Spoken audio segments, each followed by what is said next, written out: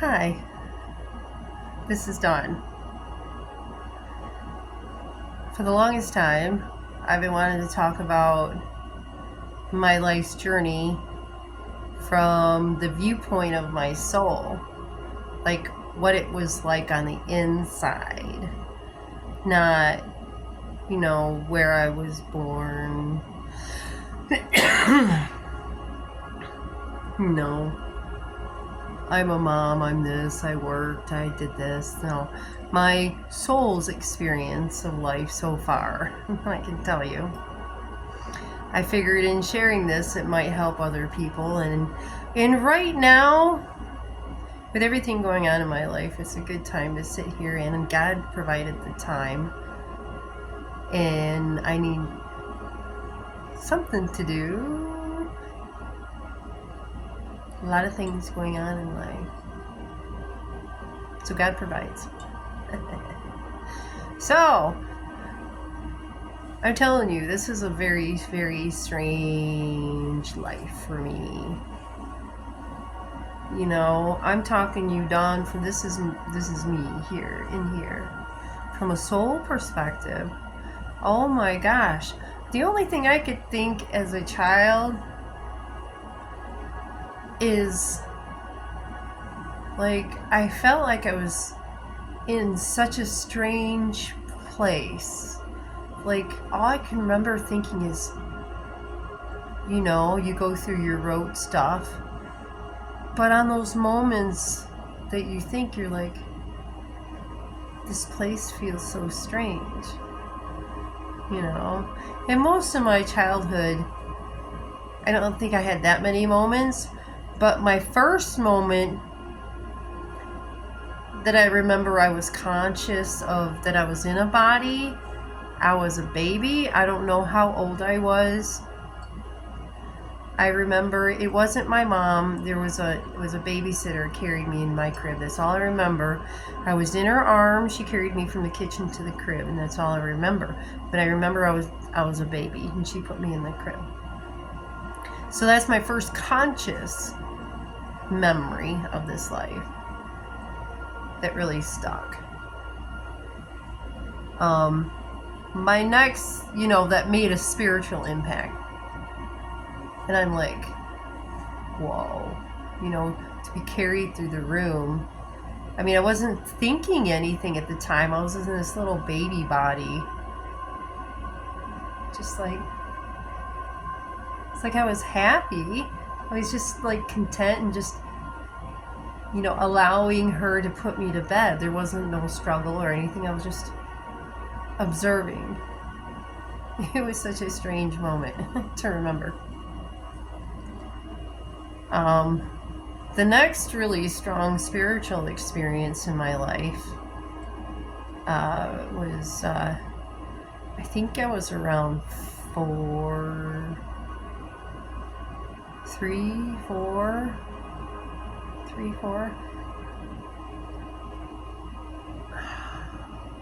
Well, I had 2 around the same time. So I was around 3, 4 years old.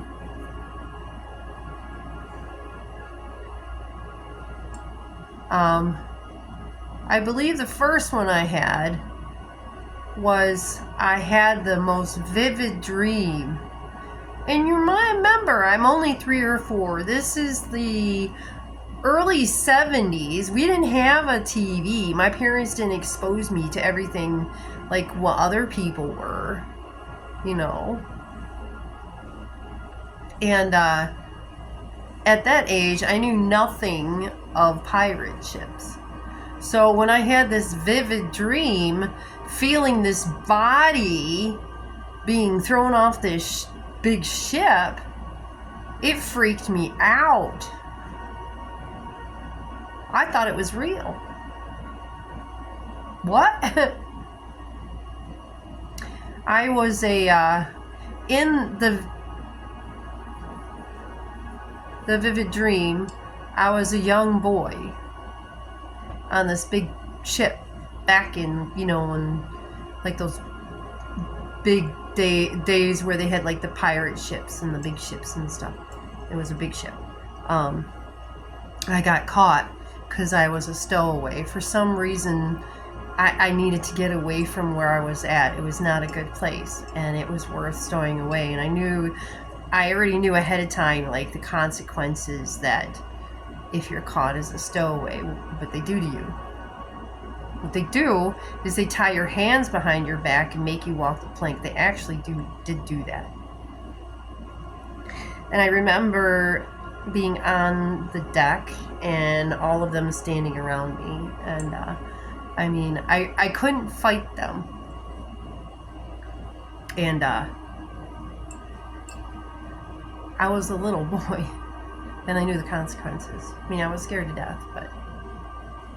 So they made me walk the plank, and I remember hitting the water, and that was the last memory I had in that life. But I woke up and I freaked out. I mean, I remember hitting, as soon as I get in the water, I woke up. And I went screaming into my mom and dad's room. They never knew what to think of it, and no one could ever explain it, but it was a past life.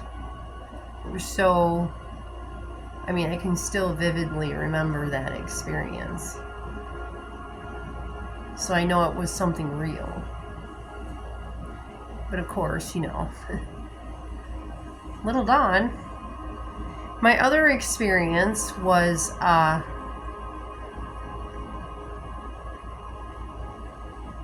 was in my bed, and it was like a twin bed. And the dresser was like at the foot of the bed, and the light was on top of the dresser. So I'm down here on the bed, the light's up down at the foot of the bed, up above on the dresser, right? And at the foot of my bed, there's like this, my mattress, right? But then you have the footboard, but there's like this gap, like that. Okay, between the footboard and the top of it. You know, and the board up here. Okay, so what happened that night, you know, I got woken up. Oops. I got woken up because my sheets were slowly coming off my body, and I wasn't moving, and there was nobody in the room. So I opened my eyes as the sheets are coming off my body, or blanket, whatever it was. But mind you, I was on not more than 4. And I looked down at the end of the bed, 2 sets of eyes. 2. Looking through that crack. 2. Now, I don't know who or what they were. I just know that my blanket was coming off and I wasn't staying in that room. So I go running into mom and dad's room screaming, throwing a fit, hissy fit. I mean, sobbing. They couldn't understand what I was saying, of course, and they never probably knew exactly what happened at that time. I still don't know who the two what they were trying to do.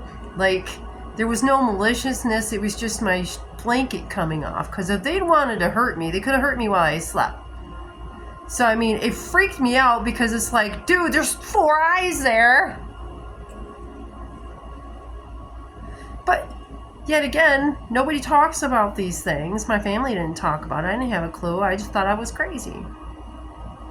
I'm having these experiences, but none of my family does, and nobody I know does around me. So you keep quiet, because nobody understands. And if you do talk about it, people think you're insane. What the heck is that? Thinks. Great English. I make my own words up sometimes. Okay, so those are my 2 experiences as a young child. As far as spiritual experiences.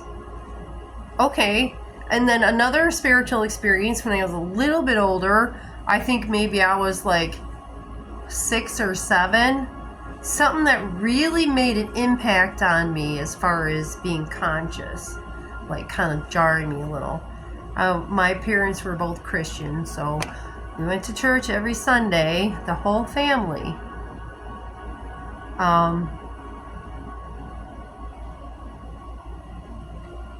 church was always strange for me. Like, I felt like an outsider sitting in the church services. I never felt like I fit in. Like, it felt strange. Like, what they were talking about didn't make sense to me.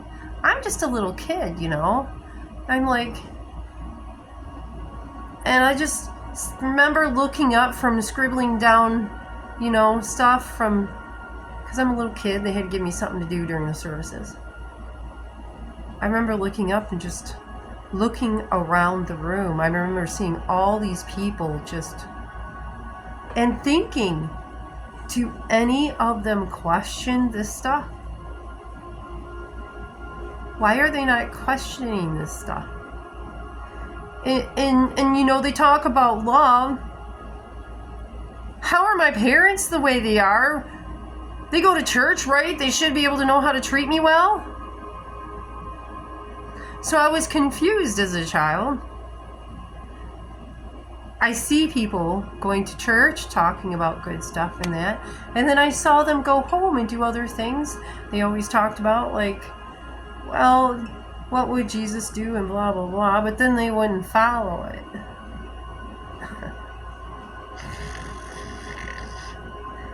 Anyway, I mean, I was confused too. I'm like, love.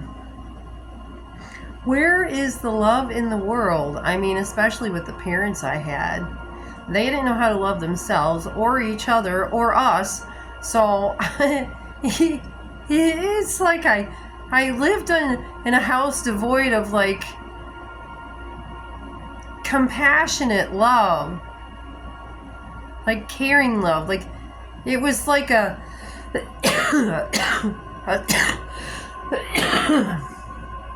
I don't know what it was. It just was what it was. It's just nobody knew themselves in my household or knew how to love each other.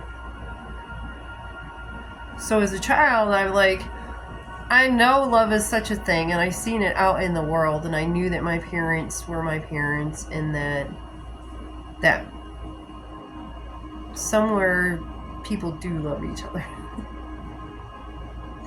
But they couldn't teach me how to love myself, so that kind of locked me away from really get to know me and here for a while. Okay, so, wow, what time is it? 12:47. Where was I at? I get so sidetracked sometimes. Talking about my parents, spiritual experience. It's heavy, dude. Heavy, dude. I just remember, like, through my teenage years and that, really, up until I was 40. You know, I did some spiritual reading, and I mean, I knew from birth that I was different from absolutely everybody around me, and I still have yet to meet one person that's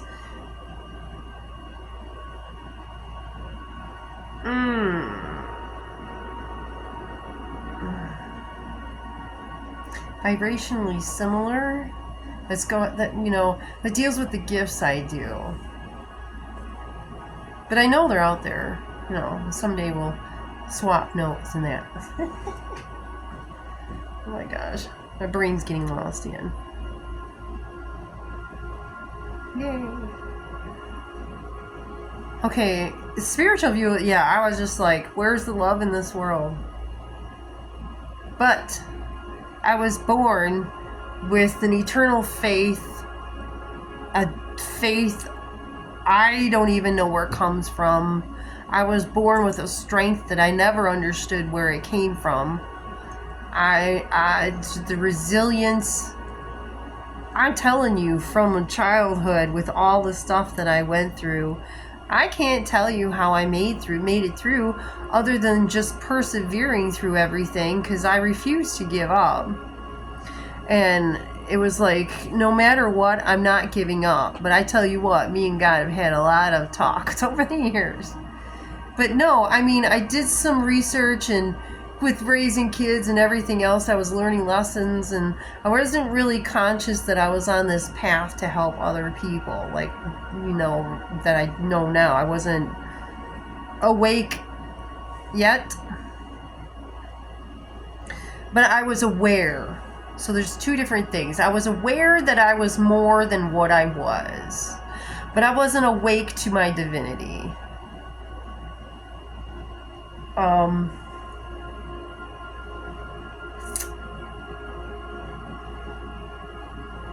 Yeah, so pretty much from birth, I knew. So I'll start the next video right there. Before I babble on any longer, I'll load this up. So, my soul's experience of this life, part 1. Thank you for sharing this time with me. Namaste.